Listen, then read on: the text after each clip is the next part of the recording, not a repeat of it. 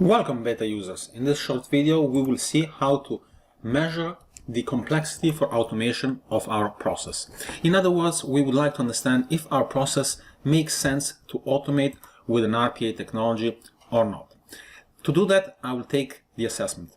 Now keep in mind that all of the questions in the assessment can be configured and can be changed by you, meaning that you can change the categories in which the questions are, the questions and the answer. You can completely customize and write your own questions for whatever technology you would like. By default, ProcessLenz comes preloaded with questions that will be used for you to help you assess an RPA feasibility project. Now the questions are divided into bottlenecks, data quality, complexity, technology, drivers for change and scalability. Once you answer all of the questions, you will get a weighted result that will tell you the complexity or the automation potential for your process. Now, without completing all of this, I will show you what the output looks like.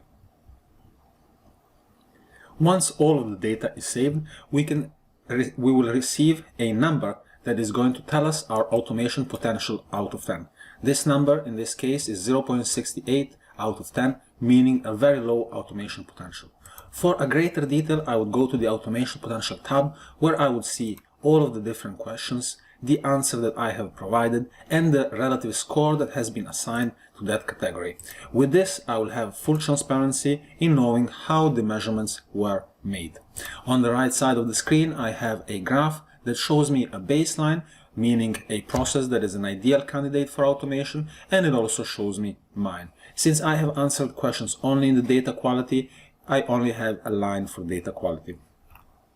At the bottom of the page, we will see a description that is going to tell us why a 0.68 score is low and should not be automated, and also it will tell us a suggested technology for automation. With this information, I can make a well-informed decision whether this is a good candidate for automation and whether I should invest money into developing this process.